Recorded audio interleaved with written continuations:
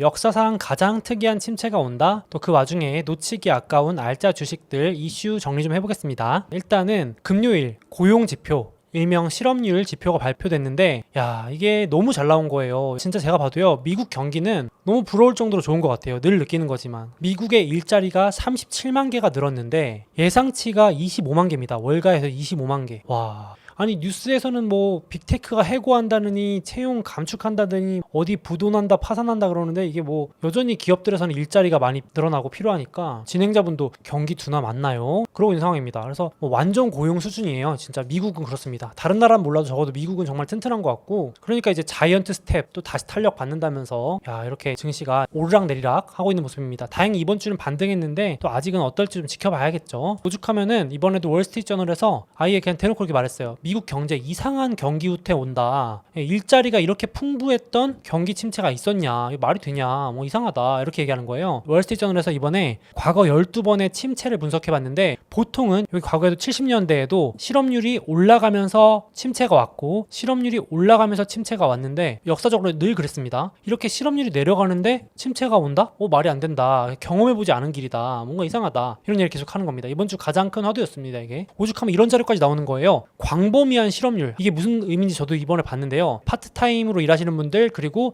나 이제 취업 안 해요, 나 구직 단념합니다, 구직을 아예 포기하신 분들까지 포함해도 30년 최저치랍니다. 거의 진짜 말 그대로 완전 고용 그 자체인 거죠. 이런 적이 없었다고 합니다. 이게 맞나? 미국 경기 너무 좋네 이런 생각이 들 정도로 이것만 봤을 때는 그런 상황입니다. 오죽하면 이게 일자리 수인데요, 코로나 때 날라간 2200만 개 일자리가 있었는데 엄청난 숫자가 날라갔죠. 근데 최단 기간 뭐 거의 2년도 안 걸려서 지금 거의 다 회복했다고 합니다. 이렇게 빨리 사라진 적도 드물었지만 이렇게 빨리 회복한 적도 드물었다고 해요. 그래서 지금 뭐 너무너무 좋은 상황이고, 원하면 뭐 다 취업된다는 그런 수준의 상황이라고 합니다. 그러니까 참 이상하다, 이거 나쁜 거 맞아? 참. 그런데 정작 전 세계 경제 고통지수는 급상승입니다. 고통지수라는 거 처음 보실 수도 있는데요, 이게 일명 불행지수거든요. 이게 이제 한 경제학자분이 개발한 지수인데 되게 간단해요. 여러분들도 바로 파악하실 수 있는데요, 물가 더하기 실업률이 불행지수입니다. 그러니까 예를 들어서 지금 미국의 물가 상승률이 8%, 실업률이 3%면 두 개 더하면 11입니다. 그러니까 이게 고통지수가 11이라는 거예요. 지금 미국이 11 정도 됩니다. 고통지수가. 그 팬데믹 때 이 정도까지 올라갔었는데,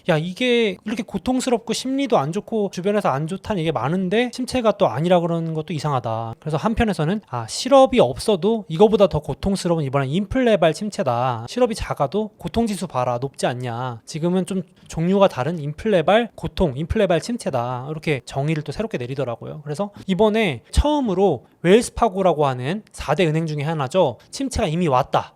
이제 이미 왔다까지도 나왔습니다. 언제는 안 온다, 내년에 온다, 올해 말에 온다 이랬다가 이제 이미 왔다. 이게 참 웃기잖아요. 이렇게 말 바뀌는 거 보면은. 그러면서 올해 이미 와 있고 우린 경기 침체 안에 들어와 있고 내년이면 알아서 실업률도 올라갈 거다, 이런 얘기까지도 하는 거죠. 그래서 두 가지 지금 의견들이 분분합니다. 내년에 실업률이 올라가면서 더 큰 침체가 온다. 지금 우리가 뭔가 긴가민가한 거는 아직 초입이라서 그런데 내년 되면 본격적으로 더 실업률이 올라간다라는 약간의 좀 더 비관론이 있고, 아니다, 이 정도로 간다, 이미 진입했으니까 얕고 긴 침체, 다들 걱정은 하고 좀 고통받는 국가도 있지만은 이렇게 흘러가다 끝날 것 같다, 이런 나름의 긍정론, 이제 이렇게 보면 좀 좋게 보는 거죠, 그나마. 그래서 이렇게 두 개가 지금 나뉘어지고 있는 상황입니다. 이런 상황이고요. 제가 예전에 영상으로도 강력하게 말씀드린 적 있는 게 장단기 금리 차라는 게 있습니다. 미국의 장기 금리와 단기 금리 두 개가 서로 값이 역전되면 뭔가 이상하다, 예전부터 요게 역전되면은 경기 침체가 왔었다, 어김이 없었다, 그래서 저는 이걸 신뢰한다, 누가 뭐래도 저는 이 지표를 믿는다라고 좀 강력하게 말씀드린 적이 있는데, 올 들어서만 세 번째 이 신호가 나오고 있습니다. 계속 경고가, 뭔가 이상 징후가 나오고 있는 건 맞으니까 또 요거를 조심해서 나쁠 건 없지 않나 싶고, 언제 오냐, 얼마나 크게 오냐 문제인데,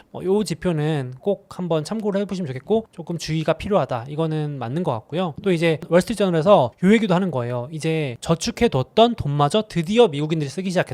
여태까지는 미국인들이 코로나 재난지원금 때문에 돈이 많아, 지금 가게 쌓아둔 예금, 적금 이런 것만 해도 어마어마해, 그러면서 미국 경기 끄떡없어 그랬는데, 이번 주에 처음으로 이제 드디어 미국인들이 팬데믹 때 쌓아놓은 저축마저 건드리기 시작했다. 물가가 너무 세게 오르니까. 여기 보시면은 코로나 때 재난지원금 꽂아주면서 미국 가계의 저축률이 무려 34%. 어마어마하게 저축률이 올랐다가 땡겨 쓰는 거죠. 이제 물가 오르고 하면서. 그래서 지금 저축률이 급격히 급격히 낮아지고 있는데 저축률이 5.4%까지 내려왔대요. 이제 금융위기보다도 더 낮은, 말 그대로 예적금에도 돈 빼서 쓰고 있다는 얘기인데, 제가 그래서 좀 걱정돼서 찾아봤는데 다행히 미국 입장에서는 아직도 여력이 많더라고요. 괜히 미국이 경기 끄떡없다라는 얘기가 나오는 게 아닌 게, 야 보시면은 참 돈을 얼마나 많이 뿌렸는지. 2019년 기준이었을 때 여기 코로나 왔을 때 1차 지원금 꽂아주니까 저축률이 급증하고, 2차 지원금 꽂아주니까 또 급증하고, 3차 지원금 꽂아주니까 무려 당좌 예금, 말 그대로 예금 통장에 쌓아둔 캐시만 19년 대비 126%까지 올라갔었대요. 그것도 최저소득에 해당하는 가구가. 그러니까 어마어마하게 저축률이 늘어났던 거죠. 이게 점점점 줄어들면서 쓰고 있는데, 지금 2022년 3월 기준, 가장 최근 자료 기준으로 2019년 대비 최저소득 가구 잔고, 당좌 예금 잔고가 아직도 높대요. 65%로. 그래서 JP모건 회장, 다이먼 회장이 이런 데이터를 갖고 있으니까 자기가 딱 보니까 앞으로 6개월에서 9개월 정도 여력이 있다라고 말을 하는 거예요. 그래서 저도 이제 이해가 되더라고요. 아, 저 예금 잔고 보니까 아직은 버티는구나. 있던 돈 까먹어도 한 요 정도까지는 다들 버티는구나 싶더라고요. 그래서 JP모건 여기 회장도 은행 고객들 계좌를 다 볼 수 있으니까 정보가 나오잖아요. 뱅크 오브 아메리카든 JP모건이든 은행 고객들 자료가 다 있으니까 미국 소비자들이 은행 계좌에 6개월에서 9개월 소비 여력이 남아있다. 반대로 말하면 거기까지는 좋은데 그 다음이 문제라고 경고를 하는 거예요. 그래서 뭐 허리케인이 온다 이런 얘기까지 하고 있는 거고, 제가 봐도 아직은 진짜 좋은데 올해 말 내년이 조금 뭐 이슈가 될 수도 있겠다. 그래서 물가를 빨리 잡긴 잡아야겠다 이 생각이 들더라고요. 이렇게 되는데 이제 많은 분들이 말씀하시는 거죠. 아니 지금 연준이 긴축 막 한다고 하는데 실업률이 무슨 상관이냐. 지금 실업률은 가장 뒤늦게 나오는 지표다. 가장 마지막에 고용주들이 참다 못하고 사람을 자르는 건데 그거 보고 판단하면 늦다. 그런 얘기를 하는 거예요. 그래서 지금 여기도 보시면 제가 제일 좋아하는 자료 중에 하나인데, 이게 경기 침체가 어떤 순서대로 이루어지는가에 대한 그림이에요. 보시면요, 주택이 먼저 둔화가 되고요, 그리고 기업의 주문들이 줄어들고 이익이 감소하기 시작합니다. 지금 여기까지 왔죠. 여기 기업 주문들이 줄어들고 재고가 쌓인다. 요거 뉴스 많이 나오고 있고, 주택시장이 조금씩 둔화되고 있다 신호가 나왔고, 이제 7월 둘째 주부터 실적이 발표되는데 기업 이익이 조금씩 감소한다 이런 신호들이 나오고 있잖아요. 그리고 이제 마지막으로 고용, 제일 늦게 기업들이 실적이 나빠져서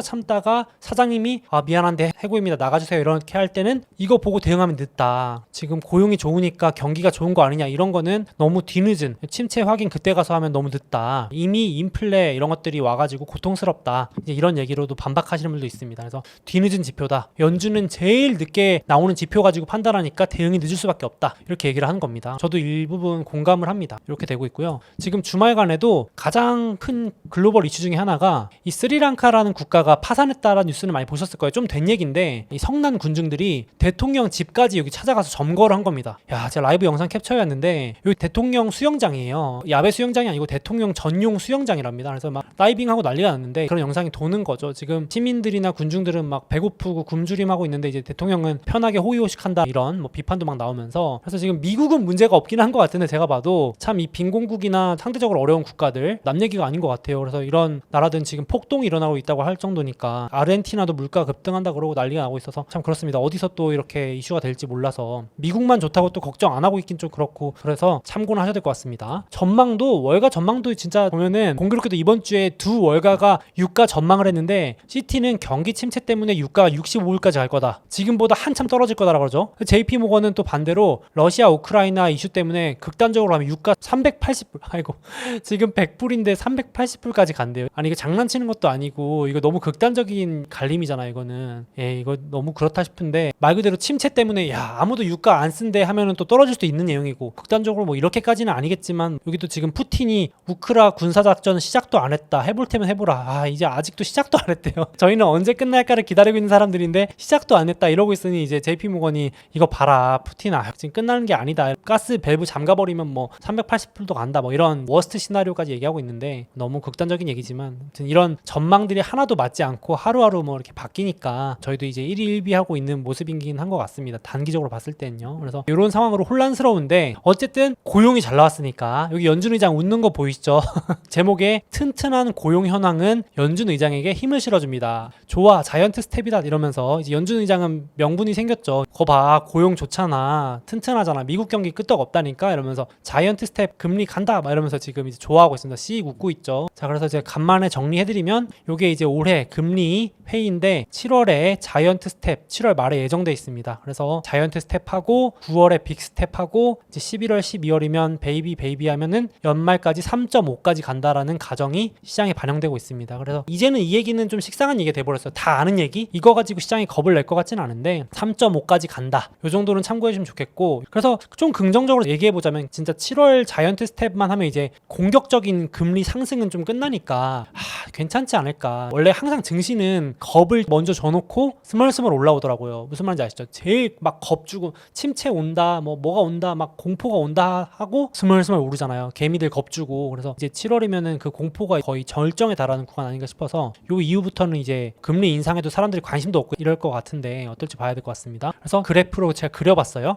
요 지금 1.7인데요. 미국 금리가 자이언트 스텝, 빅 스텝, 빅 스텝, 베이비 스텝 이렇게 느려지는 거 보이시죠? 기준금리입니다. 기준금리가 올해 여름 가을만 지나면 이렇게 이제 느려지면서 내년 초까지는 연준이 좀 지켜봅시다 하다가 심지어 내린다는 소리까지 나오니까 여기 올해 여름 제일 더운 여름만 잘 견뎌내면은 사람들이 금리 갖고는 얘기 뭐 거의 안 하지 않을까 싶은데 어떨지 좀 봐야 될 것 같습니다. 일단은 현재 기준으로는 그렇습니다. 시장이 이미 요거 다 반영해놨습니다. 연말 한 3.5, 내년 상반기 3.6 정도면 이제 거의 올릴 폭이 없죠. 그래서 증시에서도 이 정도면 다 아는 내용 아니냐 이렇게 생각을 하는 것도 같아요. 그래서 좀 긍정적으로 생각을 해보려고 하는데, 그래도 이게 기준금리 사이클이거든요. 최근 20년 2018년에 이때도 기준금리 2.5%까지만 가니까 시장이 발작을 하더라고요. 제가 기억에 납니다. 이때 나스닥이 폭락했거든요. 야, 근데 이번에 3.5면은 애게 3.5 가지고 그래요 이럴 수 있는데 워낙 저금리였으니까 이게 시장이 좀 겁을 많이 먹긴 먹습니다. 저도 해보면은 나스닥이 발작을 하더라고요. 2.5대 그때도 막 폭락을 했었어요. 연준 의장이 활짝 놀라가지고 막 트럼프 전 대통령이 금리 빨리 내려라 막 이러면서 연준 의장한테 막 반협박하고 그랬었죠. 그래서 이번에는 나스닥이 잘 버틸지, 워낙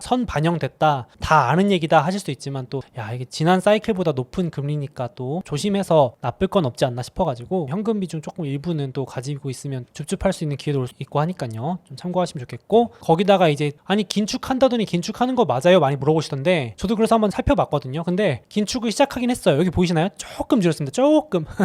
이게 연준이 사들인 자산, 연준이 돈푼 규모인데요. 드디어 조금 줄였는데 안 보이시죠? 그래서 제가 일부러 이거 그래프를 확대해가지고 자료를 만들어 왔는데 연준이 사놓은 그 자산만 8.9조 달러인데 여기 이제 조금 줄었습니다. 이제 연준이 가지고 있는 국채와 주택 모기지, 담보 채권, 금융위기 때 막 문제가 됐던 그거 연준이 사놓은 게 있는데 요거 조금 줄였습니다. 그래서 저만 그렇게 느낀 게 아닌지 이 마이클 버리라고 하는 빅쇼트 주인공이 야 긴축하는 거 맞냐? 이거 비아냥거리는 거야 이번 주에. 긴축하는 거 맞아? 말만 그렇게 하는 거 겁만 주는 거 아니야? 이러면서 여기 나와있어요. 연준이 대차대조표 당초 계획만큼 축소시키지 않고 있다. 마약처럼 지금 돈 푼 거 줄인다고 신호만 하고 지금 상당히 자기들도 겁먹고 눈치 보고 있다. 정치권 눈치 보고 그러고 있다. 인플레 잡을 생각이 있는 거 맞긴 하냐, 그냥 쇼하는 거 아니냐, 막 이런 것까지도 강경 비판을 이어가고 있습니다. 실제로 지금 말했던 것만큼 긴축을 하고 있는 것 같지는 않아요. 충격을 안 주려고 하는 거겠죠, 시장에. 충격을 최소화하려고. 그러니까 연준도 주식시장을 신경 안 쓴다고 하면 좀 거짓말인 것 같긴 해요. 개인적으로는 눈치를 안 볼 수가 없을 것 같긴 하고.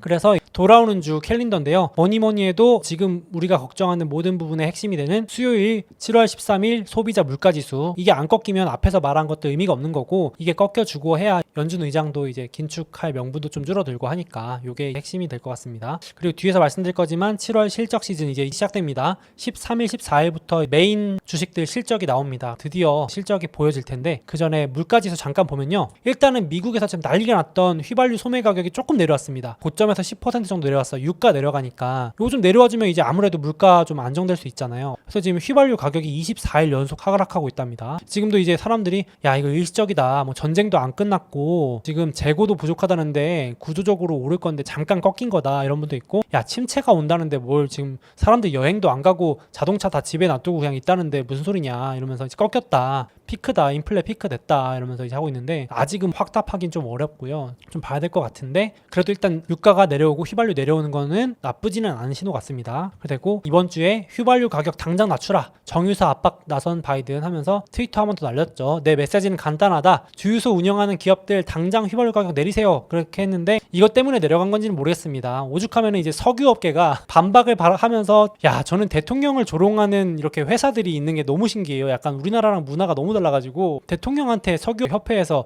경제학 언론이나 배우고 와라 이러는 게 참 되게 재밌어요. 이 글을 올린 백악관 인턴, 야, 그러니까 조롱하는 거죠. 대통령을 인턴이라고 비유하는 게 참 알면서 일부러 그러는 거죠. 화이트하우스의 인턴은 가을 학기 경제학 언론이나 수강하고 와라. 야, 우리나라에서 약간 상상도 못할 일 아닌가요? 분위기가 안 좋죠. 바이든 대통령에 대한 지지율도 뭐 역대 최저 30%대로 내려가고 있다고 하니까 아무튼 그런데 휘발유 가격이 다행히 내려가고 있고 물가에 영향을 끼치는 게 휘발유 말고도 중고차 가격도 드디어 마이너스 돌아섰습니다. 아, 이제 금리가 오르니까 사람들이 자동차 할부로 사잖아요. 그러니까 할부 금리도 부담되고 하니까 수요가 줄어들면서 가격이 하락 드디어 하고 있습니다. 그래서 이것도 좋은 신호로 볼 수 있고 물가에 있어서는. 그리고 이제 주택 구매 가능 지수도 금융위기 이후 최저치로 이미 하락했습니다. 집을 도저히 살 수가 없다는 거죠. 이 상태로는. 그래서 이것도 과열이 씻고 있으니까 물가가 진짜로 잡히고 있는 거 아니냐 이런 기대는 나오고 있는데 그래서 7월 8월 정도가 피크라는 기대가 또 불고 있는데 진짜 더 높아지기는 힘들지 않을까 싶은데 어떻게들 생각하시나요? 이건 뭐 봐야 알겠지만은 13일 날 또 한번 봐야 될 것 같고요. 변동성은 이게 제일 클 것 같고 다음으로 이제 7월부터는 새로운 게 실적. 아, 드디어 이제 사람들이 말도 많고 탈도 많았던 실적이 시작되는데 여기 제가 캘린더 정리해왔습니다. 예를 들면은 12일 날 펩시, 13일부터 항공주, 14일 날 은행주들, TSMC 반도체, 그리고 금융주, 그 다음 주부터 테슬라 실적부터 해서 요 빅테크 데이죠. 7월 마지막 주가 마소, 알파벳, 애플, 아마존. 야, 제가 들고 있는 주식들도 뭐 여기 다 포진되어 있습니다. 그래서 여기 실적이 어떤 주식이 잘 나오고 못 나오에 따라서 막 급등락을 할 것 같아가지고 한번 보긴 해야 될 것 같아요. 애플도 야, 지난주인가요? 30%까지 빠졌다가 또 회복을 해가지고 19%까지 올라와 있고 테슬라는 반토막 났었는데 또 회복을 또 금세 하고 미국 주식은 회복 속도도 빠릅니다. 좀 빨리빨리 올라와 주는 편도 있어요. 그래서 좋아하는 것도 있는데 그래서 이번 주에 빅테크 주식들 중에서 또 이슈 정리 좀 해보겠습니다. 그래서 제가 딱 봤는데 좀 인상 깊었던 기사 중에 하나가 여러분 애플이 일본에서 아이폰 가격 20% 인상했다는 기사가 나왔거든요. 처음엔 별 생각 없이 그냥 뭐 그런가 보다 했는데 야, 이게 팀 쿡이 참 대단하다 느낀 게 올해 엔화가 많이 떨어진 거 아시죠? 엔화가 약세잖아요. 엔화가 얼마 떨어졌는지 딱 계산해 보니까 여기서부터 올해까지 딱 18% 빠졌습니다. 그러니까 절대 환차손 안 보겠다는 거죠. 그래? 환율 떨어졌어? 그러면 가격 올려서 메꾸겠다는 거죠. 바로. 이렇게 되면은 제가 걱정했던 게 미국 기업들 환율 때문에 이번에 실적 안 나올 거라고 걱정을 했는데 야, 애플은 그냥 그래? 그러면은 일본 사람들 돈 더 걷어야 되겠다라고 해버리니까 가격 전가, 환차손까지도 그냥 다 전가시키는 거 보면서 파워가 엄청나다. 아이폰이 싼 핸드폰도 아니잖아요. 전 기종 다 그냥 20%까지 올려버리니까 브랜드 가치가 어마어마한 거겠습니다. 제가 앞서도 말씀드렸지만은 보통 달러 강세 때문에 지금 걱정이 많거든요. 제가 차트를 가져왔는데 지금 달러가 난리거든요. 강세로. 달러 지수가 뭐 거의 뭐 20년, 30년 최고치인데 이게 딱 보시면 달러 지수가 내려갈 때 유럽 증시, 이머징 증시가 좋았고 달러가 내려갈 때 이머징 증시, 유럽 증시가 올랐고 데칼코마니처럼 반대로 뒤집어놓은 거 보이시죠? 이게 달러고 이게 유럽 증시, 이게 이머징 증시입니다. 이렇게 반대로 움직이거든요. 그러니까 좀 달러가 내려와줘야 한국이나 이런 데 이머징 증시 돈 좀 들어오고 유럽도 돈 좀 들어오고 할 텐데 지금 전 세계 돈을 달러가 다 빨아들이고 있으니까 그런 상황이니까 지금 미국 기업들 실적도 그다지 좋지 않을 거다 이런 얘기들이 많이 나와 있거든요. 그래서 오죽하면 이번 주에도 마이크로소프트 같은 주식들 강달러 때문에 목표 주가 하향한다 이런 애널리스트 보고서들 많이 나오고요. 지금 강달러 때문에 미국 기업들 실적이 안 좋다 이런 기사들이 헤드라인에 쌓여 있는데 야, 제가 보면서 애플은 환차손 끄떡 없구나. 강달러가 오든 뭐가 오든 그냥 가격 올려버리면서 방어하는구나 또 생각이 들었습니다. 애플 3년 주가 우상향 해왔는데 최근에 30% 정도까지 빠지다가 또 금세 회복했어요. 그래서 애플은 뭐 빠진 것도 없지 않나 싶습니다. 그래서 혹시나 뭐 실적이 실망에 빠지면은 이렇게 공부해놨다가 사실 분들은 또 더 사면 되니까 참고했으면 좋겠고 다음으로 반도체 주식도 잠깐 얘기해 볼 건데 제가 지난주에 메타가 신규 채용 줄인다고 했거든요. 최악의 경기 침체 온다면서. 근데 이제 이번 주에 뭐라 그러냐면은 근데 채용은 줄여도 내가 반도체는 5배 늘릴 거다 이렇게 또 말을 했더라고요. 그래서 데이터 센터만큼은 포기 못한다 또 다시 한번 확인을 해줬습니다. 그래서 이번 칼럼에 메타가 엔비디아에게 거대한 생명줄을 던져줬다 이 제목도 잘 썼죠. 반도체 주식들 지금 죽어가고 있는데 메타가 좀 구원의 생명줄을 던져줬다 이런 표현을 하고 있는 겁니다. 그래서 고용은 늦춰도 그래픽 반도체 데이터 센터에 들어가는 AI 반도체는 5배 늘린다고 했다. 그만큼 그만큼 중요한 거 아니냐. 그래서 이제 최대 수혜주가 엔비디아. 아무래도 데이터 센터에 가장 많이 쓰이는 것 중에 하나가 엔비디아니까. 그거 말고도 엔비디아, AMD, 인텔 이런 회사들이 데이터 센터 반도체의 주요 독과점 하고 있는 회사들이잖아요. 그래서 장기적으로 봤을 때 이런 수요 전망은 밝지 않나 이렇게 생각합니다. 현재까지는 엔비디아가 이런 그래픽 카드 시장에서는 좀 독보적인 점유율을 가지고 있는데 경쟁이 심화되고 있죠. 그래서 골고루 또 싸우면서 또 같이 크지 않을까 싶은데, 그래서 엔비디아 3년 주가. 야, 엔비디아 지금 여러분 반토막 났습니다. 근데 더 무서운 거는 반토막이 나도 아직도 2021년 초 가격 정도밖에 안 왔어요. 막 워낙 많이 올라가지고 요거 반납해도 아직도 작년 하반기 랠리 가격까지밖에 안 왔습니다. 야, 워낙 많이 올랐긴 했네요. 워낙 많이 올랐다가 이것도 작년 가을에 급등했거든요. 진짜 막 야, 이렇게 올라도 되나 싶을 정도로 올랐다가 또 이렇게 쭈루루 흘러내리고 있습니다. 그래서 가격적으로는 진짜 많이 빠진 것 같긴 합니다. 장기적으로 문제는 없는데 역시 단기적으로 이런 외부 이슈 때문이지 않을까 싶으면서 반도체 주요 주식들도 한번 쭉 가져와 봤습니다. 여기 참고하시면 좋을 것 같고요. 다음으로 테슬라 같은 경우도 야, 이번에 주말간에 실적 6월달 판매량 나왔는데 와, 저는 진짜 뭐 깜짝 놀랐습니다. 아니 다들 중국 폐쇄돼가지고 테슬라 이번에 실적 엉망일 거다 그랬는데, 물론 실적 발표가 된 건 아닌데 보니까 거의 V자 반등이에요. 보시면 엄청나게 빠르게 판매 회복하고 있거든요. 이제 숫자를 혹시 몰라서 가져왔지만 이 중국 테슬라 연도별 분기별 자동차 생산인데 전년 3.3만 대 대비 2배 넘게 늘었고요. 전월 대비로도 2배 넘게 늘었어요. 그러니까 이게 무슨 말이냐면은 폐쇄돼서 잠깐 4, 5월에 멈췄지만 6월부터 바로 다시 그냥 막 풀가동 시킨다는 얘기거든요. 그러니까 올해 하반기에 테슬라 공장 엄청 잘 돌아간 것 같다는 생각이 듭니다. 지금 너무 잘 팔릴 것 같아서 또 공장 업그레이드 시킨다고 할 정도니까, 물론 경기 침체 이런 우려는 조금 예측 밖의 일이긴 하지만요. 그래서 야, 제가 뭐 주주라서 그런 건 아닌데 자동차 진짜 잘 팔리나 보다, 잘 나간다 이 생각이 좀 들긴 했습니다. 그래서 이게 잘 팔리는 것과 또 주가의 흐름은 또 다른 거긴 하겠지만 이 기업 자체는 참 대단하다 이런 생각이 들었습니다. 성장주답다. 주말간에는 또 이슈가 있었죠. 이래서 주가가 오른 것도 있습니다만은 머스크가 트위터 결국은 인수 안 한다 선언했죠. 트위터 직원들 난리 났습니다. 분노하고 있죠 지금. 아니 인수한다 그래서 지금 직원도 자른 거 아시죠? 트위터 인사팀 직원 30% 날라가고 트위터 직원들 막 우리 인수당하면 구조조정 당하겠지 막 이러고 있었는데 갑자기 인수 안 해 이러면서 소송전 장기전 갈 거라고 예상하고 있습니다. 지금 뭐 음모론도 많아요 지금. 근데 어쨌든 단기적으로는 시장에서는 야, 다행이다, 머스크가 트위터 인수 안 한 거는 호재다, 지금 딴짓 할 때가 아니고 트위터를 인수하고 말고는 나중 문제고, 지금 단기적으로는 경기도 안 좋은데 금리도 올라가는데 지금 본업인 테슬라 이런 것 쪽에 집중했으면 좋겠다 바람이 있었는데, 시장은 지금 요거를 긍정적으로 테슬라를 보고 있고 트위터는 주가가 빠졌죠. 근데 지금 소송 때문에 이리저리 왔다 갔다 할 것 같긴 합니다. 그렇게 돼서 거의 반토막 났던 테슬라 주가가 살짝 지금, 근데 뭐 이게 완벽하게 반등했다 보기 어렵고 오르락내리락 하는 것 같아요. 그렇죠? 이렇게 오르락내리락 하는 것 같습니다. 지금 눈치 보기 하고 있는 것 같아요. 그래서 7월 20일 실적 발표가 관건일 것 같습니다. 그래서 위든 아래든 이제 갈 것 같은데 한번 봐야 될 것 같아요. 그래서 분할 매수할 생각을 갖고 계속 보고 있는 사람이라서 좋게 좀 말씀을 드린 편입니다. 참고하시면 좋겠고요. 이번 주에 있었던 주요 알짜 주식들, 이슈들 한번 같이 말씀드려봤습니다. 이런 기업들 고르시기 어렵다면 역시나 3대 지수 ETF 마음 편하고 또 저도 일부 빠질 때마다 모아가려고 하는 ETF입니다. 참고하시면 좋겠습니다. 그래서 월간 캘린더 넣어놨습니다. 잠깐 제 책과 주식 상품권을 드리는 이벤트를 진행하고 있으니 주목해주세요. 이베스트 투자증권 온라인 계좌 개설하시고 이벤트 코드 소몽 입력하시면 자유롭게 해외 주식을 매수하실 수 있는 주식 상품권을 즉시 지급해드립니다. 게다가 해외 주식 수수료를 0.07%로 우대받으실 수 있고 당연히 실시간 시세도 무료라고 합니다. 이외에도 100만원 이상 해외 주식 거래하신 모든 분들께는 제 책도 보내드립니다. 아직 미국 주식 시작하지 않으셨거나 추가 계좌 개설하실 분들은 이런 혜택 누리며 투자하시면 더욱 좋을 것 같습니다.